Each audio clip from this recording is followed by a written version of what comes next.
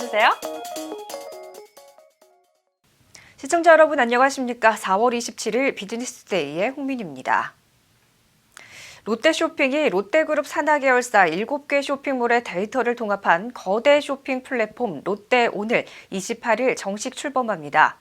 롯데온은 고객의 자신이 취향에 맞는 상품을 쉽고 빠르게 구입할 수 있도록 고객의 행동과 상품 속성을 약 400여 가지로 세분화하고 롯데멤버스와 협업해 3,900만 명의 데이터를 활용합니다. 롯데쇼핑은 롯데온을 회사 유통 사업의 핵심 성장 동력으로 삼아 2023년까지 온라인 매출 20조 원을 달성한다는 계획입니다. 조영재 롯데쇼핑 이커머스 사업부 대표는 롯데온의 궁극적인 목표는 검색창이 없는 온라인 쇼핑 플랫폼이라며 통합된 데이터를 기반으로 개개인의 고객에게 고도의 상품 추천 서비스를 선보일 것이라고 말했습니다.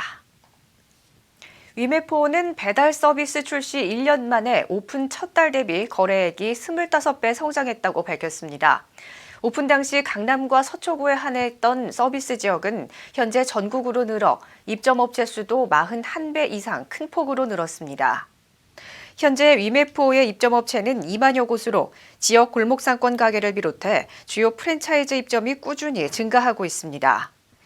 위메프 관계자는 단기간 이익보다 상생을 우선해 둔 위메포의 기조가 결국 좋은 성과로 이어졌다고 설명했습니다.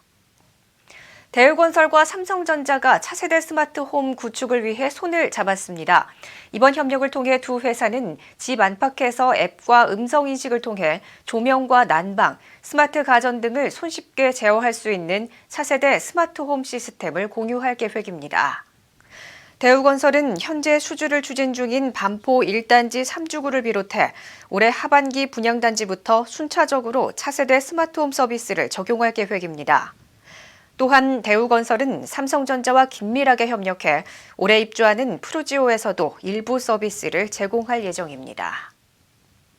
동원산업이 최근 비대면 소비 확산 추세에 따라 온라인 판매 경로를 확대하고 있습니다.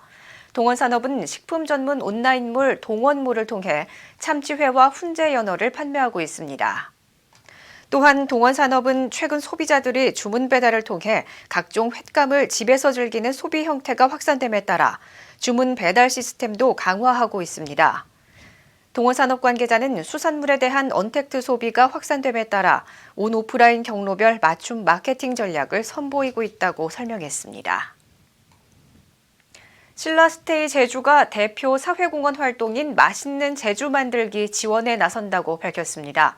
이번 행사는 코로나로 인해 위축된 제주 지역의 소상공인을 돕고 황금 연휴 기간 중 제주 지역 관광 활성화에 기여하기 위해 기획됐습니다.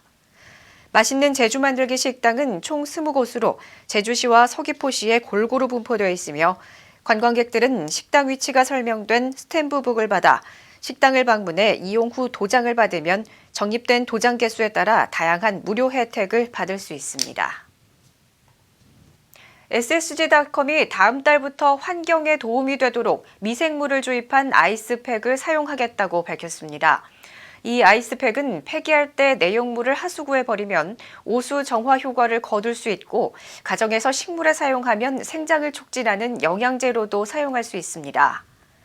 SSG닷컴 관계자는 새벽 배송에 하루 평균 2만 개 정도의 아이스팩이 사용된다며 미생물 아이스팩 도입으로 지속 가능한 친환경 서비스를 제공하고 일회용품 절감이라는 사회적 책무도 다하겠다고 밝혔습니다. GS리테일이 올해 1분기 영업이익 888억 원을 기록한 것으로 잠정 집계됐다고 공시했습니다. GS리테일은 지난 1분기 매출 2조 1,419억 원, 영업이익 888억 원, 당기순이익 494억 원을 올렸습니다. 매출은 전년 동기 대비 2.8%, 영업이익은 전년 동기 대비 314.7% 늘어난 실적입니다. GS리테일 관계자는 지속적인 체질 개선으로 외부 환경의 영향에도 큰 흔들림이 없는 안정적인 수익 체계를 확보했다고 말했습니다. 호반그룹이 올해 상반기 건설 계열사에서만 신입 경력사원 100여 명을 공개 채용하기로 했습니다. 호반그룹은 채용 사이트를 통해 다음 달 5일까지 총 22개 직무에 대한 지원서를 접수할 예정입니다. 송종민 호반건설 사장은 코로나로 경제 위기가 심해지고 있지만 우수 인재를 선제적으로 확보해 신규 일자리를 창출하고 미래 경쟁력을 키우겠다고 밝혔습니다. 김근식 전 미래통합당 서울 송파병 후보가 홍준표 전 자유한국당 대표가 제기한 자강론에 대해 국민들은 4년 동안 자강으로 반성 없이 자폐적 정당으로 갔다는 인식이 있을 것이라며 비판했습니다. 김 전 후보는 27일 MBC 라디오 김종배의 시선집중에 출연해 순혈주의만을 고집하는 것이 외연 확장에는 가장 큰 적이라며 이같이 말했습니다. 그는 홍 전 대표가 비대위원장으로 선임된 김종인 전 총괄선대위원장의 동화은행 비리를 언급한 데 대해서는 사욕이라고 지적했습니다. 비즈니스투데이 오늘 준비한 소식은 여기까지입니다. 시청해주신 여러분 고맙습니다.